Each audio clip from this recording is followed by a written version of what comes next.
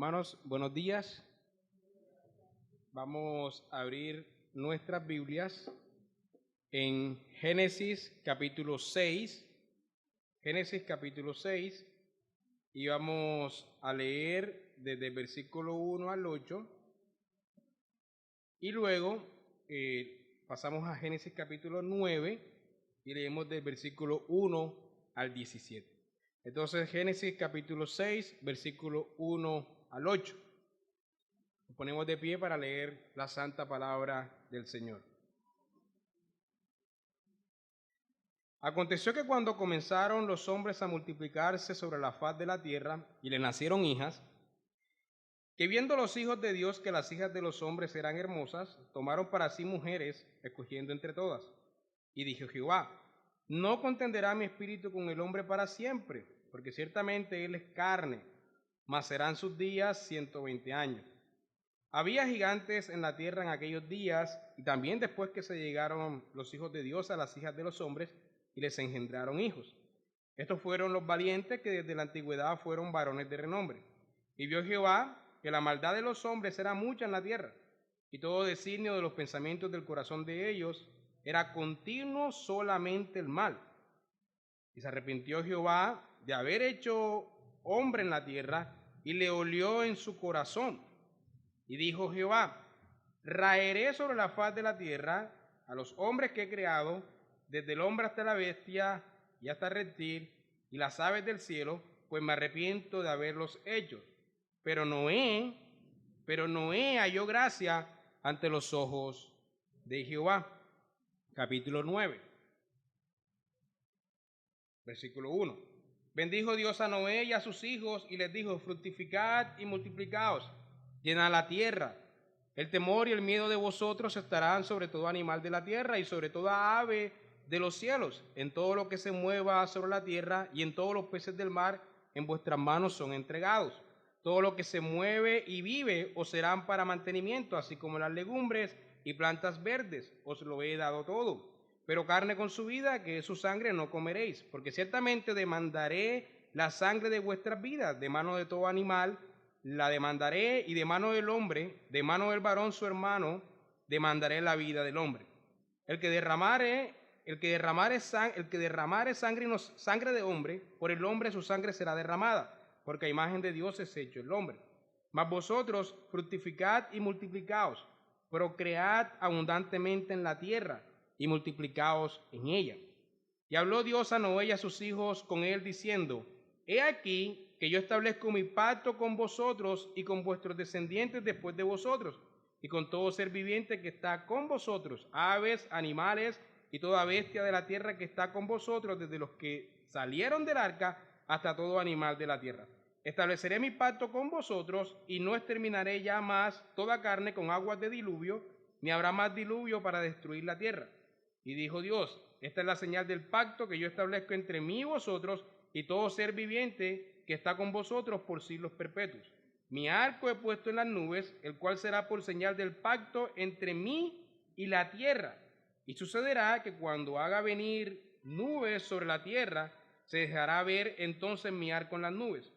Y me acordaré del pacto mío que hay entre mí y vosotros y todo ser viviente de toda carne. Y no habrá más diluvio de agua para destruir toda carne. Estará el arco en las nubes, y lo veré y me acordaré del pacto perpetuo entre Dios y todo ser viviente, con toda carne que hay sobre la tierra. Dijo pues Dios a Noé: esta es la señal del pacto que he establecido entre mí y toda carne que está sobre la tierra. Amén. Señor, te damos muchas gracias por esta porción de las Escrituras que tú has inspirado y preservado para nosotros hasta el día de hoy. Y te pedimos que el mismo Espíritu que inspiró y preservó estas Escrituras sea el mismo Espíritu que nos ilumine y aplique esta palabra a nuestras vidas en esta mañana. Te lo pedimos en el nombre de tu Hijo. Amén. Bueno, mis hermanos, seguimos con nuestra serie sobre las crónicas de Dios y su pueblo. Y en esta ocasión aprenderemos sobre Noé. Y es bien interesante, muy curioso. Me causaba un poco de gracia cuando yo venía saliendo esta mañana de mi casa, porque hoy que toca predicar sobre Noé, tremendo diluvio que está cayendo, ¿no? Entonces vamos a hablar un poco sobre Noé, que es uno de los personajes más famosos en las Escrituras.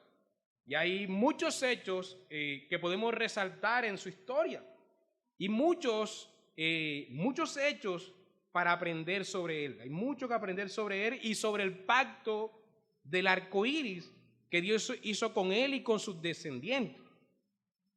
Sin embargo, mis hermanos, como se pudieron dar cuenta, hay muchos hechos y muchas cosas que aprender. Sin embargo, solamente me enfocaré en los principales hechos y meditaremos en algunos aspectos importantes de su vida, que será el aprendizaje que nos dejarán esta mañana, y veremos cómo el pasaje nos muestra que esto. No podemos meditar en todo lo que se puede aprender aquí, de lo contrario tendríamos que hacer una serie sobre Noé, pero vamos a estudiar los suficientes hechos y aprender lo suficiente para tener una aplicación para esta mañana. Entonces, iniciemos viendo los hechos. En primer lugar, vemos la profundidad de la maldad humana. La historia de Noé, mis hermanos, inicia colocándonos, el capítulo 6, inicia colocándonos en contexto de la maldad que había en su época. Se dice que la maldad era mucha porque el pensamiento y la inclinación del corazón del hombre, hombres y mujeres, hombre aquí está implicando a la humanidad, era continuamente hacia el mal. Entre la caída de la humanidad y los días de Noé han pasado muchos años y muchas generaciones. La maldad del hombre, como consecuencia de la caída, es de forma progresiva, de acuerdo a nuestro pasaje, cada vez más intensa y cada vez más profunda. La época de Noé es evidencia de esto. Hay un hecho específico sobre la maldad de la humanidad que se resalta aquí y que parece mostrarnos que colmó la paciencia de Dios. Se nos dice que los hijos de Dios tomaron para sí mujeres de las hijas de los hombres. ¿Qué significa eso en sí? Bueno, muchos teólogos tienen la tendencia a pensar que esto significa que los ángeles se mezclaron sexualmente con las hijas de los hombres, corrompiendo el ADN, y como resultado aparecieron gigantes en la tierra. Esta es una posición muy común dentro de los teólogos. Sin embargo, esta idea carece de sustento bíblico y también de sustento lógico. Primero, porque los ángeles son de naturaleza diferente a los hombres, y en la creación de Dios, cada criatura se reproduce según su especie. Segundo, porque los ángeles no se dan en casamiento, de acuerdo al Señor Jesucristo, en Mateo capítulo 22, versículo 30, y no se dan en casamiento, es que no se reproducen sexualmente.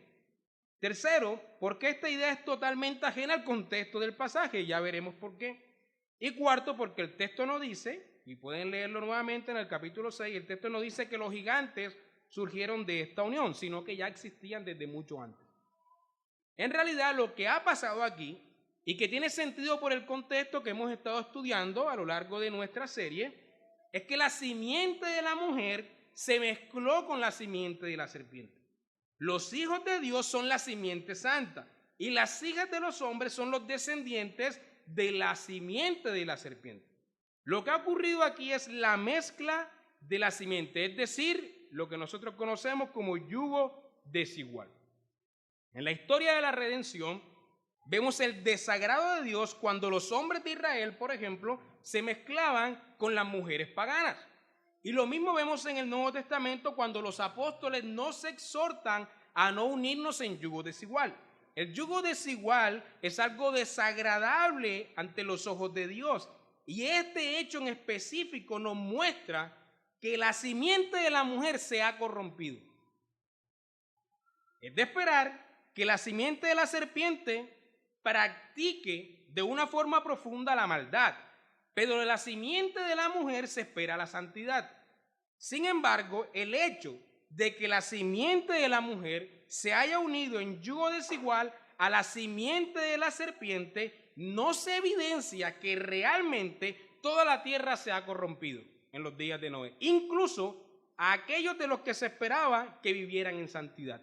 Esto colmó la paciencia de Dios en un sentido, hablándonos en un lenguaje entendible del desagrado de Dios.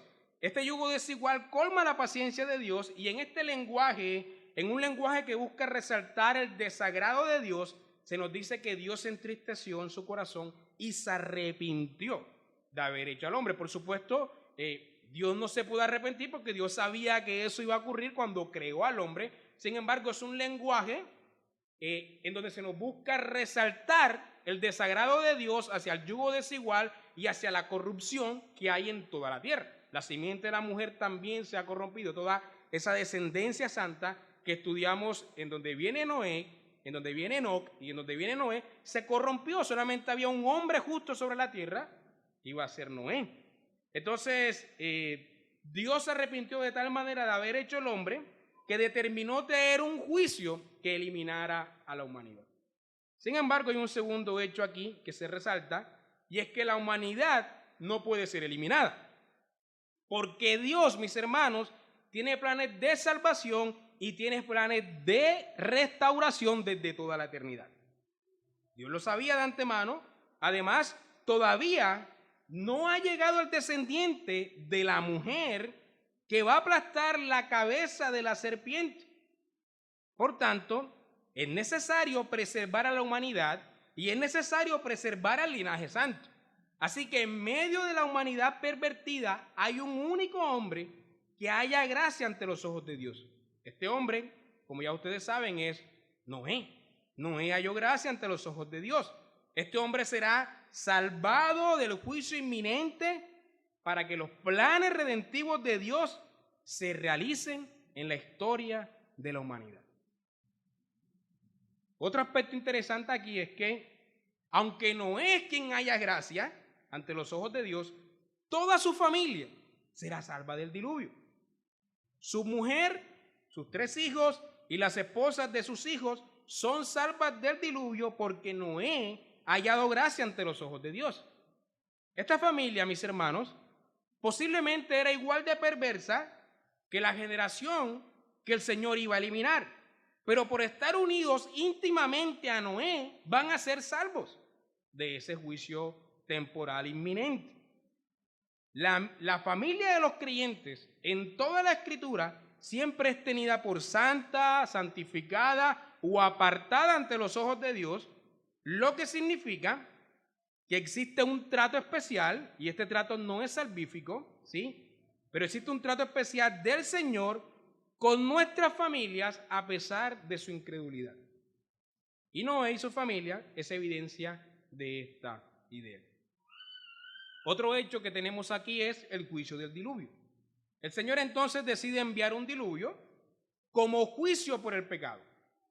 Solamente Noé, sus familias y parejas de animales se salvarán de esta inminente catástrofe. Y bueno, hubo un hecho que caí en cuenta ahorita que Luis Manuel estaba haciendo la lectura pública, y es que en el pasaje, en Génesis 7, versículo 2, se dice que de todos los animales limpios se iban a preservar 7 parejas de cada animal limpio, y los animales impuros se iban a preservar solamente una pareja. Es bien interesante que es hasta Levítico que se nos da esa idea de animales limpios e impuros, pero ya en Génesis, en Noé, antes de Abraham incluso ya estaba la idea presente de animales impuros y limpios. Solamente habría que mirar qué significa todo eso, pero caí en cuenta cuando Luis Manuel estaba haciendo esa lectura.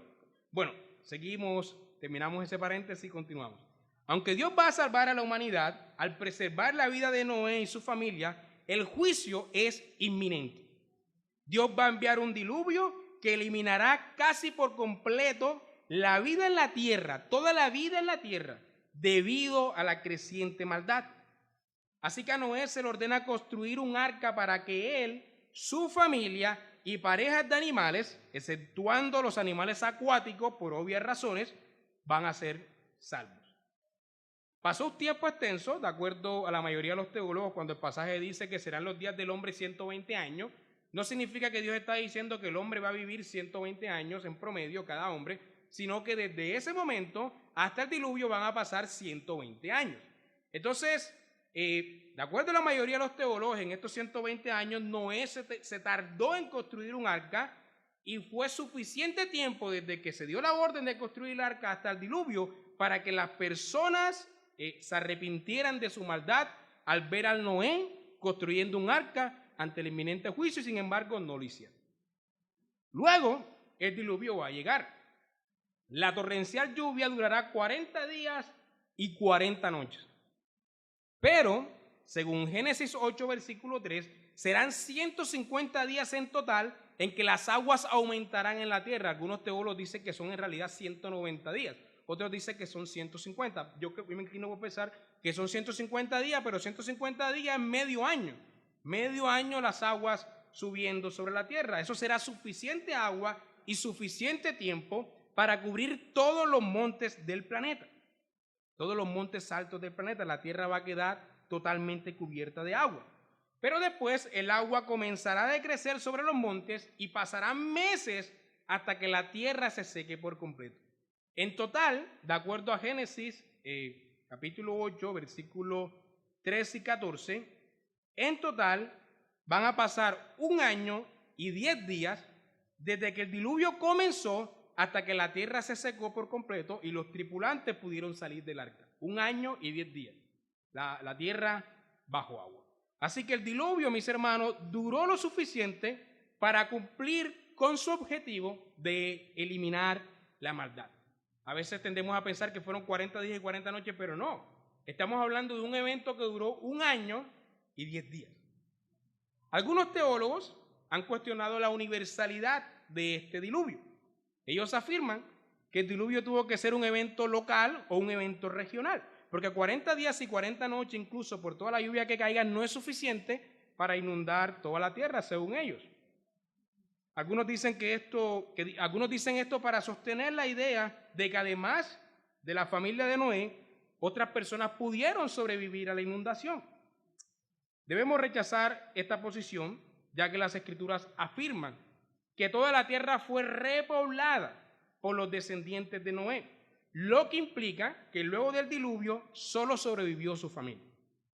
La única manera de interpretar una inundación local o regional, bíblicamente hablando, es que en aquella época toda la vida en la tierra estuviese confinada a una región en específico, ya que el diluvio tuvo como una finalidad eliminar toda la vida en el planeta, exceptuando a la familia de Noé y algunas parejas de animales. Así que si fue universal o local, no es importante siempre y cuando, si adoptamos la posición de un diluvio local, debemos sostener que toda la vida de la tierra en aquel entonces estaba confinada a una región en específica y por tanto toda la vida en el planeta sufrió el juicio del diluvio.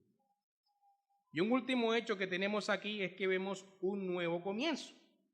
Una vez que el diluvio se ha efectuado y solo ha sobrevivido la familia de Noé al terrible juicio de Dios contra el pecado y la maldad, ocurre un nuevo comienzo, mis hermanos, para toda la humanidad y para toda la vida en la tierra. Aunque en este nuevo inicio la maldad y el pecado van a seguir siendo una constante en la creación, Dios ahora promete no traer nunca más un juicio temporal de escala universal en la historia como lo fue el diluvio. Y en este reinicio de la historia y de la humanidad y de toda la vida en la tierra se pueden observar 3 hechos importantes. El primero es que vemos una reafirmación del mandato cultural en Génesis capítulo 9. Vemos la reafirmación de este mandato cultural. El mandato cultural es un mandato creacional dado a Adán y Eva para administrar la creación, labrando la tierra, enseñoreándose de los animales y teniendo un dominio subordinado a Dios sobre la naturaleza. Cuando al inicio de la historia humana, en Génesis 1, el Señor le dijo a Adán y Eva las siguientes palabras en el versículo 28, fructificad, multiplicaos, llenad la tierra y sojuzgadla, enseñoread en los peces del mar, en las aves de los cielos y en todas las bestias que se mueven sobre la tierra. Les estaba dando este mandato. El mandato cultural es básicamente el deber del ser humano de usar, de administrar y de desarrollar los recursos del planeta hasta su máximo potencial. Es decir, cuando nosotros desarrollamos nuestras habilidades, nuestros dones, nuestros recursos, estamos realizando el mandato cultural. El comercio, la ciencia, el gobierno, el señorío de los animales y la naturaleza, todo esto es evidencia de este mandato cultural dado a la humanidad. E inmediatamente después del diluvio, Noé y su familia, cuando salen del arca, Dios reafirma este mandato. Leemos que le dice Dios a Noé: fructificad y multiplicaos, llenad la tierra. Se reafirma lo mismo que se le dijo a Adán. De hecho, se dice que lo hagan en abundancia, como leímos. Dice: el temor y el miedo de vosotros están sobre todo animal de la tierra y sobre todas las aves de los cielos, en todo lo que se mueve en la tierra, y en todos los peces del mar, en vuestras manos son entregados. Así que esta reafirmación de este mandato nos confirma que en Noé y con su familia tenemos un reinicio de la humanidad. Toda la humanidad, así como todos somos descendientes de Adán, todos somos descendientes de Noé. Segundo, vemos un permiso para alimentarnos de los animales. Eso es lo que vemos aquí. Vemos este permiso concedido a la humanidad. Hasta este momento del diluvio, a la humanidad solamente se le permitía comer plantas. Génesis capítulo 1, versículo 29, dice: he aquí os he dado toda planta que da semilla, que está sobre la tierra, y todo árbol en que hay fruto y que da semilla os serán para comer. Pueden comer hierbas, pueden comer frutas. No se dice nada de animales. Así que el hombre fue diseñado originalmente para alimentarse de las plantas y de las frutas. Pero en este reinicio, Dios da la autorización para que la humanidad se alimente también de los animales. Capítulo 9 de Génesis, versículo 3. Todo lo que se mueve y vive os será para mantenimiento. Así como las legumbres y plantas verdes os lo he dado todo. Y por último, tenemos el pacto de gracia común y su señal, y esto va a ser muy importante en el aprendizaje que veremos en Noé en esta mañana. En este reinicio se establece un pacto conocido como el pacto de gracia común. Pacto de gracia común. Se le conoce como pacto de gracia común para diferenciarlo de la gracia especial. La gracia especial tiene que ver con fines salvíficos, y esta sola lo experimentan el pueblo de Dios. Todos nosotros vivimos o somos testigos de la gracia especial de Dios en nuestra salvación y en nuestra vida espiritual, ¿sí? Pero la gracia común es un poco diferente. Tiene que ver con una gracia de Dios que es común a todos los seres vivos sin excepción, creyentes, incrédulos, animales, seres humanos. Este pacto le promete a todos los seres vivos, de acuerdo a Génesis 8 y Génesis 9, lo siguiente: no volveré a maldecir la tierra por causa del hombre, porque el intento del hombre, del corazón del hombre, es malo desde su juventud, ni volveré más a destruir todo ser viviente como he hecho. Mientras la tierra permanezca, no cesarán la sementera ni la siega, ni el frío ni el calor, ni el verano ni el invierno, ni el día ni la noche. Y no exterminaré ya más toda carne con aguas de diluvio, ni habrá más diluvio para destruir la tierra. Eso es común a todos los seres vivos. Así que este pacto promete a todos los seres vivos no solo no exterminar nunca más a la humanidad con aguas de diluvio, sino que promete que la naturaleza siempre se comportará de la misma manera, y esto va a ser muy importante para nuestra meditación. Es decir, siempre habrá comida, siempre habrá siembra y cosecha, siempre habrá frío y calor, siempre habrá lluvia y nieve, siempre habrá día y noche, etc. Esta promesa es común a todos los seres vivos, van a cobrar mucho sentido de manera aplicativa ahorita en un momento. Ahora bien, este pacto, aunque es de gracia común, también tiene elementos de gracia especial, porque está relacionado estrechamente con el plan redentivo de Dios, con el plan de redención de Dios. En un sentido, este pacto es una reafirmación del pacto de gracia especial iniciado anteriormente con Adán y Eva, cuando se les prometió que la simiente de la mujer aplastará la cabeza de la simiente de la serpiente. Así que este pacto de gracia común se estableció para reafirmar y para asegurar el cumplimiento de aquel primer pacto hecho a Adán, porque cuando Dios promete que la humanidad nunca más volverá a ser eliminada de la tierra, está prometiendo implícitamente que la simiente de la mujer será preservada y que por tanto su plan de redención y su plan de restauración se llevará a cabo. Cuando Dios salvó la vida en Noé, tenía en mente a Cristo y nos tenía en mente a todos nosotros. Ahora, ¿qué podemos aprender de esto, mis hermanos? Estos son los principales hechos. Hay muchos más hechos, solamente he escogido los principales. ¿Qué podemos aprender de esto? Bueno, lo primero que podemos aprender es sobre el hombre justo en una generación perversa, es guardado del mal. Como vimos, se nos dice que Noé, mis hermanos, halló gracia ante los ojos de Dios. También se nos dice, de hecho, que Noé caminó con Dios, como se dice de Enoc. Y también se nos dice que fue justo en su generación. Hermanos, esto es muy diciente sobre su vida. Imaginemos por un momento la época en la que vivió este hombre, que colmó la paciencia de Dios para enviar un diluvio. Las Escrituras siempre la describen como una generación perversa. Suponemos que había asesinatos, suponemos que había robos, suponemos que había adulterio, suponemos que había homosexualismo, suponemos que había incesto por doquier. La mentalidad de aquella época debía ser idólatra, debía ser violenta y debía ser antibíblica. Las prácticas inmorales seguramente eran aplaudidas y premiadas por la sociedad, y las ideas contrarias a la cosmovisión bíblica seguramente eran promovidas en todas las esferas de la vida. Posiblemente era una generación muy parecida a la nuestra, no estoy describiendo la nuestra, pero muy parecida a la nuestra, pero en una escala de perversidad muchísimo mayor. Así que se la puede imaginar.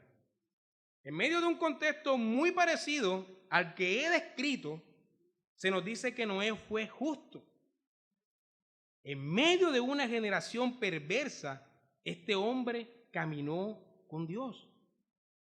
Si pensamos un poco en nuestra época, vamos a entender lo complejo que tuvo que ser para Noé ser fiel al Señor en esa generación.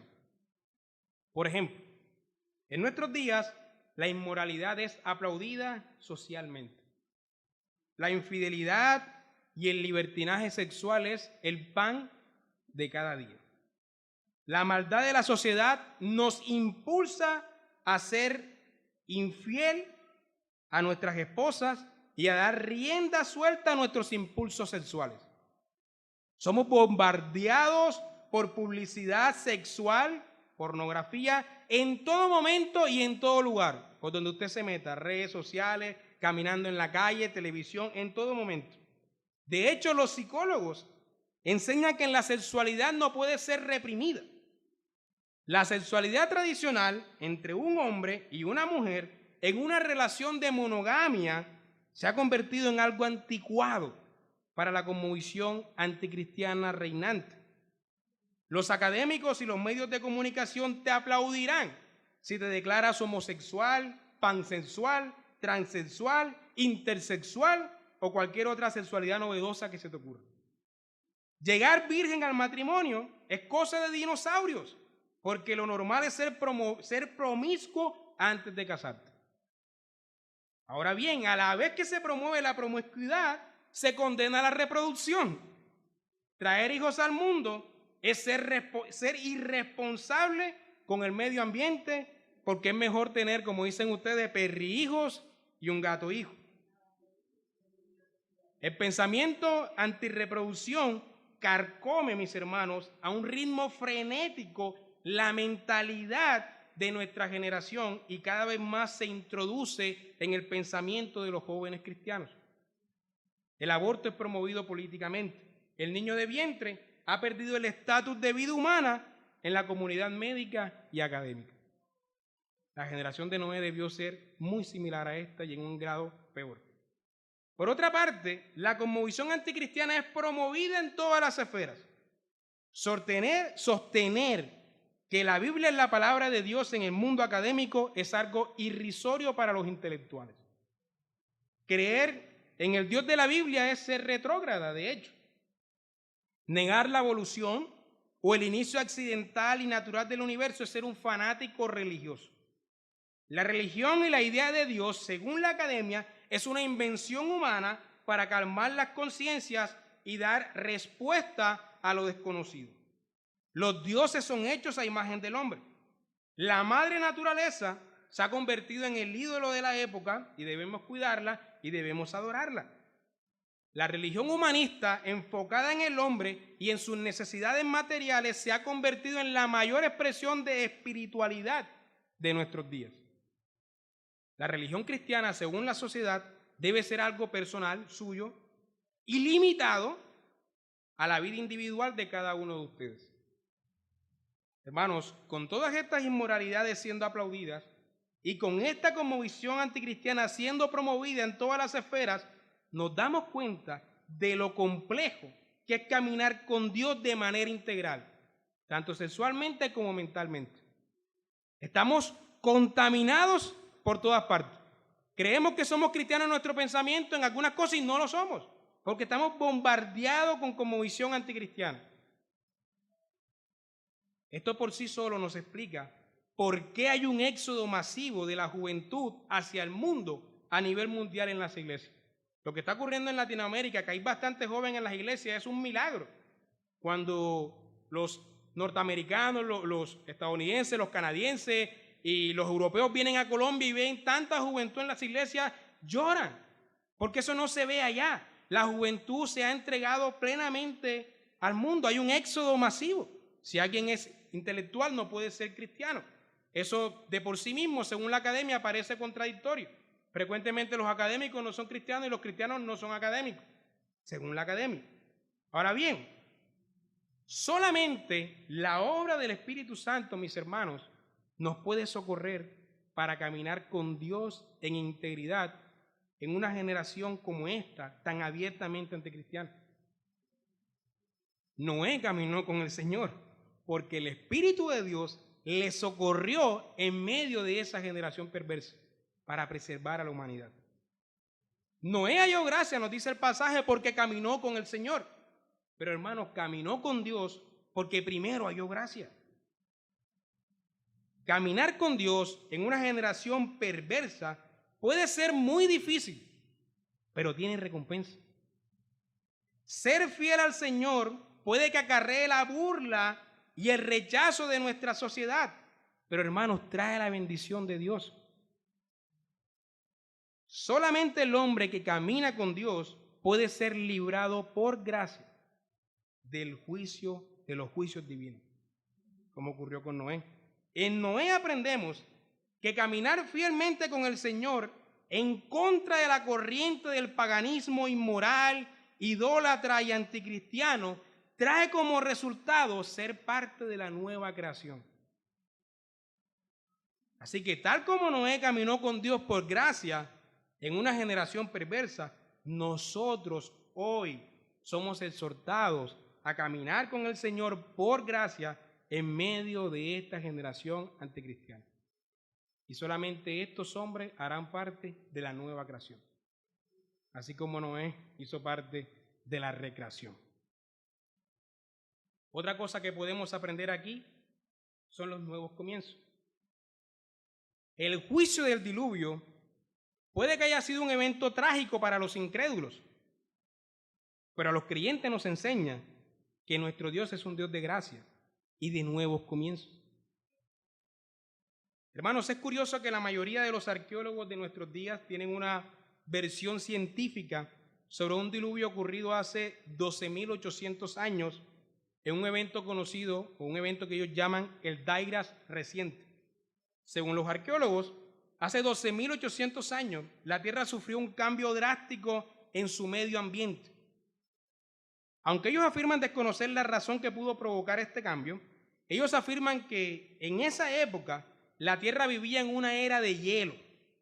Y cuando el hielo comenzó a derretirse por factores desconocidos, hubo una inundación de escala universal que cambió la estructura de los continentes.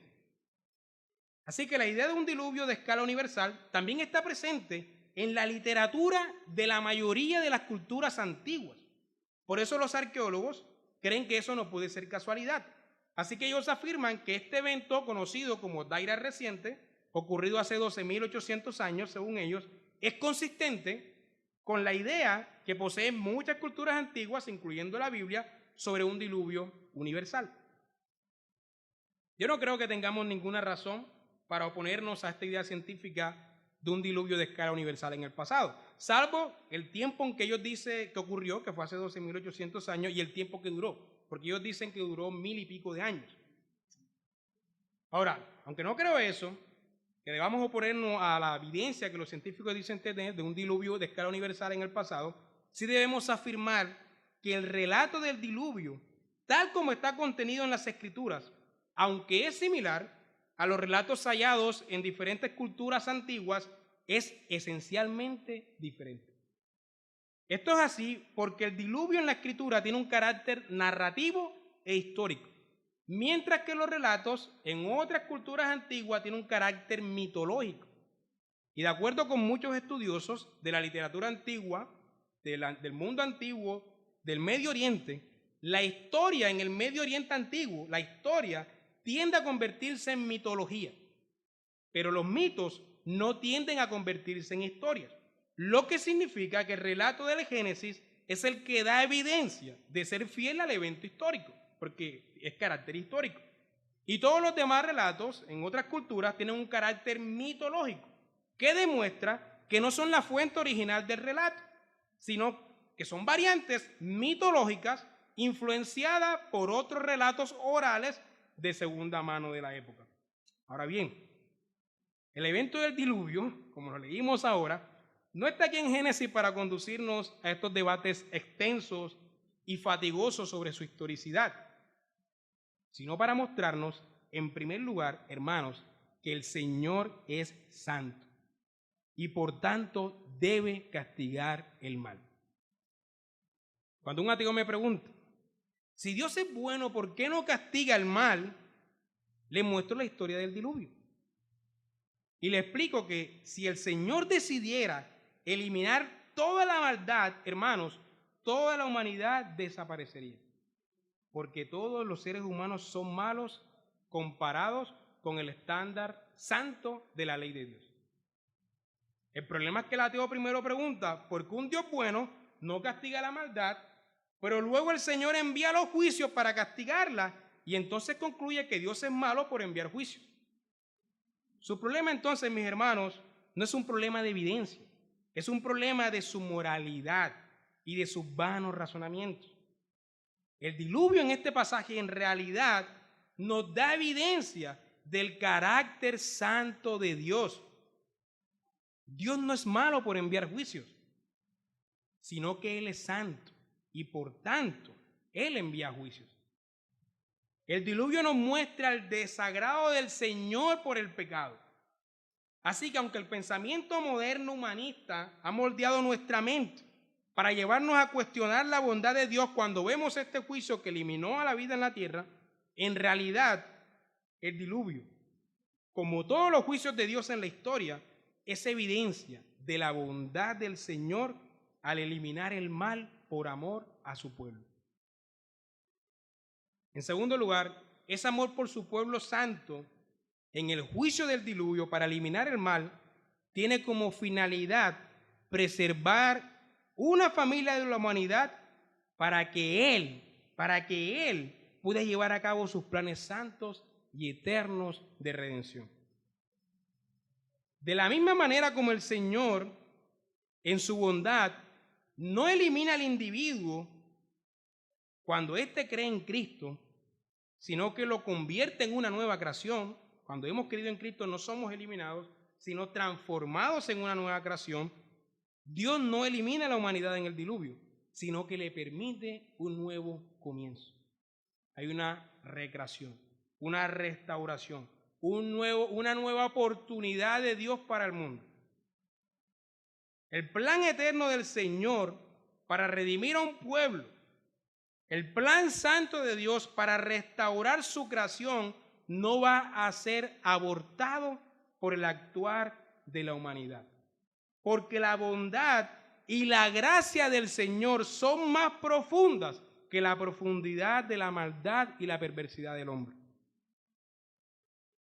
La maldad del hombre trajo como consecuencia el juicio divino en el diluvio, pero la gracia y la bondad de Dios garantizó un nuevo comienzo para la humanidad. Así que nuestro Dios, mis hermanos, es un Dios de nuevos comienzos. Las misericordias de Dios son nuevas cada mañana, y cada día, y cada semana, y cada año. Hermanos, es un nuevo comienzo en el Señor. Aflígete y entristécete por aquellos pecados que acarrean disciplina divina, hermano, pero alégrate y gózate en el carácter de Dios que te garantiza que cada mañana hay un nuevo comienzo en Cristo para ti. Ayer cometiste un pecado escandaloso, pero te tengo noticia, hay un nuevo comienzo para ti hoy, en este día, porque las misericordias de Dios son nuevas cada mañana. Los juicios divinos en la historia de la humanidad y las disciplinas divinas que recibimos como individuos, mis hermanos, no tienen la finalidad de destrucción, sino de redención y de restauración. La determinación eterna de Dios de redimir a un pueblo y de restaurar a su creación nos garantiza a nosotros hoy una fuente infinita e inagotable de bondad y de gracia disponible para nosotros cada segundo, cada minuto y cada hora de nuestras vidas, a pesar de nuestro pecado y la maldad que nos rodea en nuestra sociedad. Hay una fuente inagotable en Él. La historia de Noé, mis hermanos, entonces, es la historia nuestra. Porque debido a que Dios tiene planes de salvación y restauración, Dios tenía en mente a cada uno de ustedes que iba a salvar en Cristo en el momento de preservar el linaje humano en Noé. La gracia de Dios está disponible para nosotros en todo momento. Lo último que podemos aprender del pasaje tiene que ver con los finales apocalípticos. Hermanos, los eventos apocalípticos o cataclísmicos son un recurso bastante fascinante en el mundo de la literatura y del cine. Abundan las películas y los libros que se ambientan en esos eventos. A mí me encanta ver esas películas de invasión extraterrestre y de terremotos de escala mundial, etc. Me gusta, me fascina ver eso. Pandemias, superterremotos, tsunamis, mega huracanes, calentamiento, enfriamiento de la Tierra, un megasteroide a punto de colisionar con nuestro planeta, invasiones extraterrestres, un mundo lleno de zombies. Son algunos de los recursos más recurrentes del mundo del cine y de la literatura. Y tal vez nos encanta ver esas películas, a mí me encantan. Pero cuando pensamos en que algo similar pueda ocurrir en nuestros días, hermanos, nos llenamos de ansiedad al pensar en dicha posibilidad. Si haces una maratón de The Walking Dead, vas a tener unos sentimientos de tristeza increíbles, pensando que eso puede ocurrir en cualquier momento. Estos eventos cataclísmicos o apocalípticos no son exclusivos del mundo del cine o de la literatura. Los científicos frecuentemente advierten mediante documentales sobre la posibilidad de un agujero negro que absorba nuestro planeta, de que el sol se apague y entonces la Tierra se enfríe, de que un asteroide se estrelle con la Tierra o que ocurra una pandemia que elimine la vida en nuestro planeta.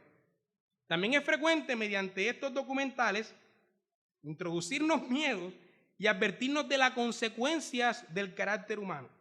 Se nos dice que si nos seguimos reproduciendo, se acabarán los recursos naturales de la Tierra. Así que es mejor tener perros como hijos.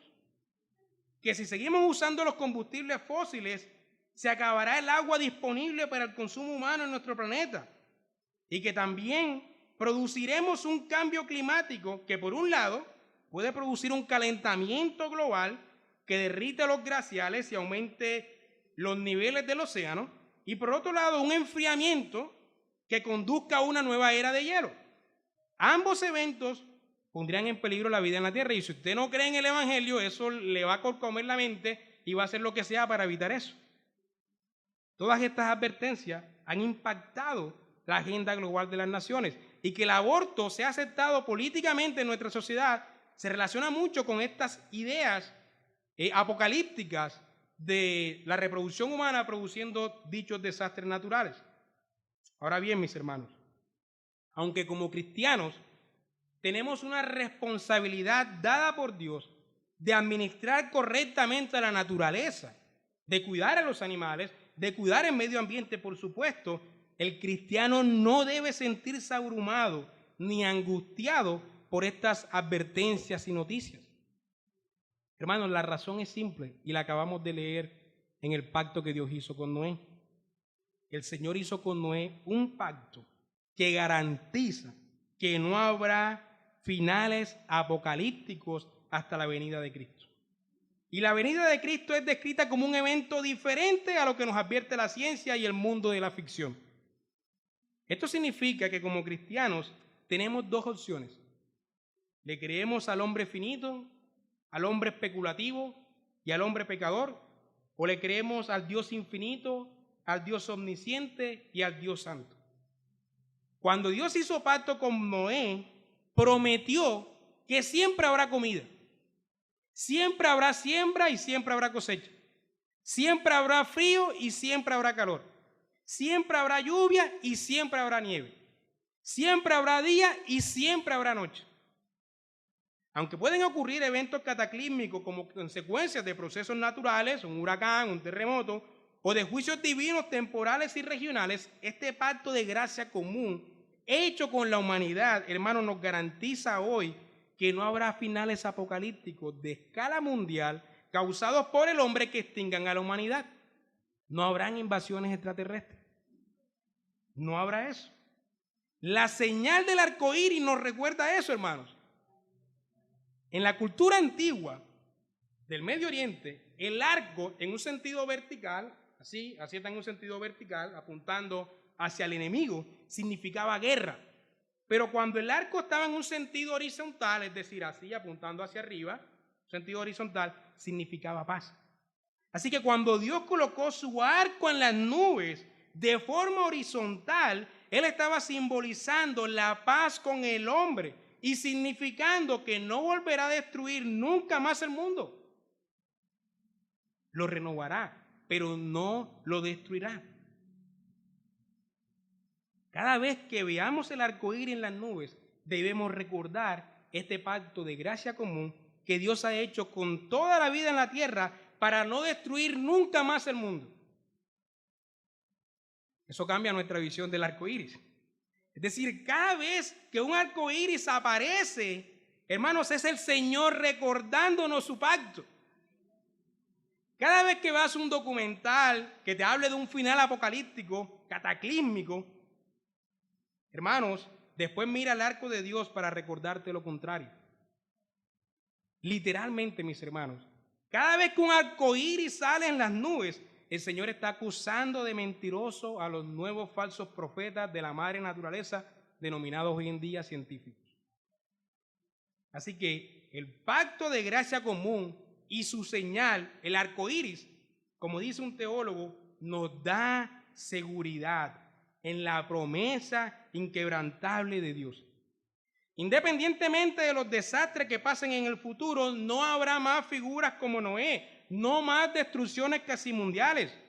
En cambio, el arco iris nos recuerda que Dios preservará el invierno y la primavera, el matrimonio y los nacimientos, y toda la sociedad humana hasta que Cristo regrese en gloria.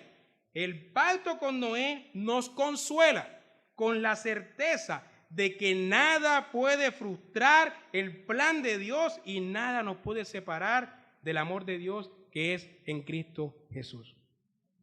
No habrán invasiones extraterrestres. Esto hay que recalcarlo porque últimamente hay muchos documentales de ovnis y no sé qué vaina. Ahora bien, ¿cómo esta historia nos muestra el Evangelio y a Cristo?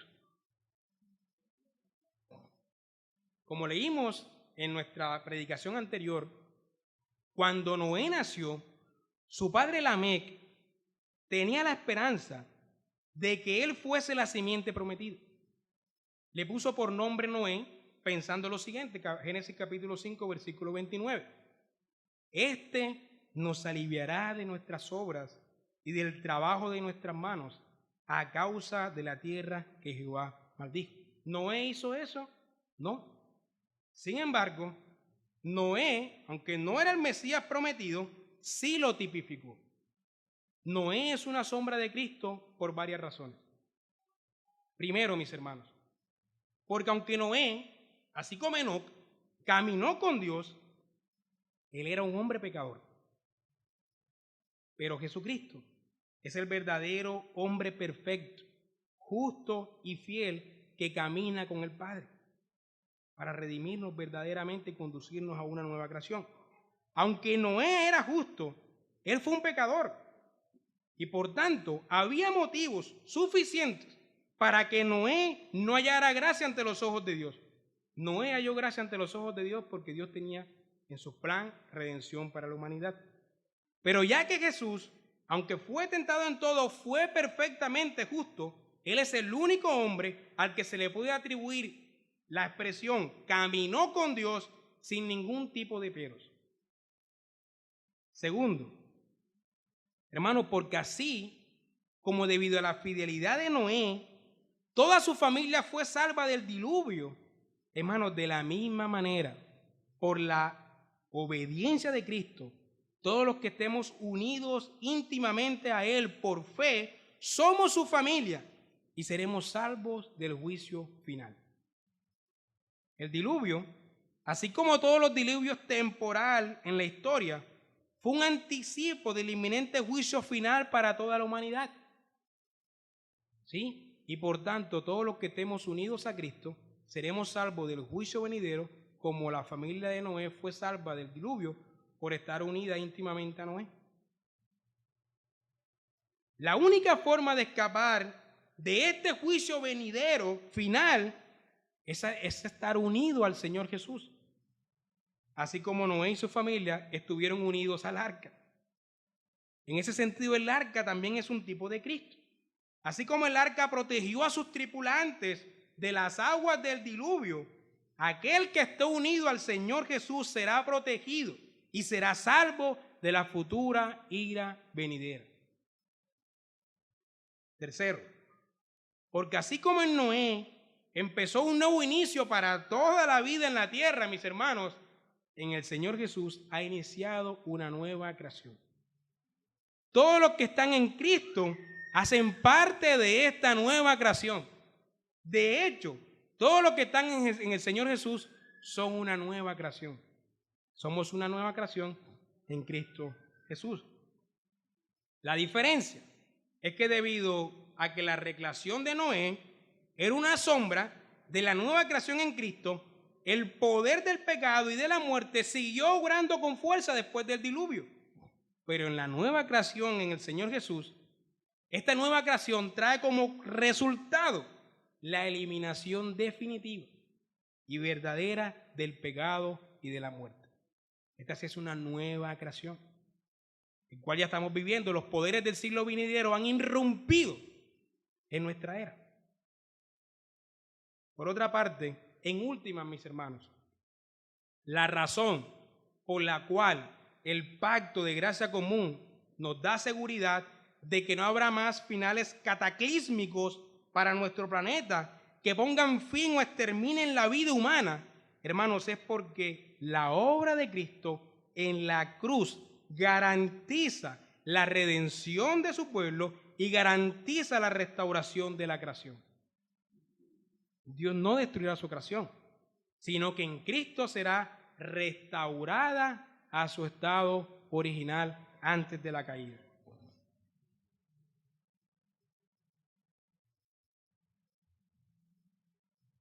El Señor no destruirá a la humanidad, sino que en Cristo Jesús, el pueblo escogido será redimido para vivir en compañerismo eterno con el Dios Trino en esta creación restaurada. Así que, hermanos, Noé no es la simiente prometida como pensó su padre. Jesús es la simiente prometida. Las palabras que Lamec le atribuyó en esperanza pero equivocadamente a su hijo Noé, hermanos, son las palabras que nosotros, con toda certeza, podemos atribuirle hoy al Señor Jesucristo. Este nos aliviará de nuestras obras y del trabajo de nuestras manos a causa de la tierra que Jehová maldijo. Él introduce una nueva creación. Y todos los que caminen fiel a Dios, caminen fiel con Dios como lo hizo Noé, serán parte de esta nueva creación.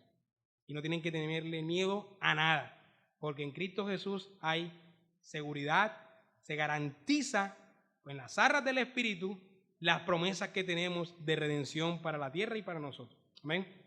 Gracias, Señor, por tu palabra. Pedimos, Padre, que la apliques a nuestra vida.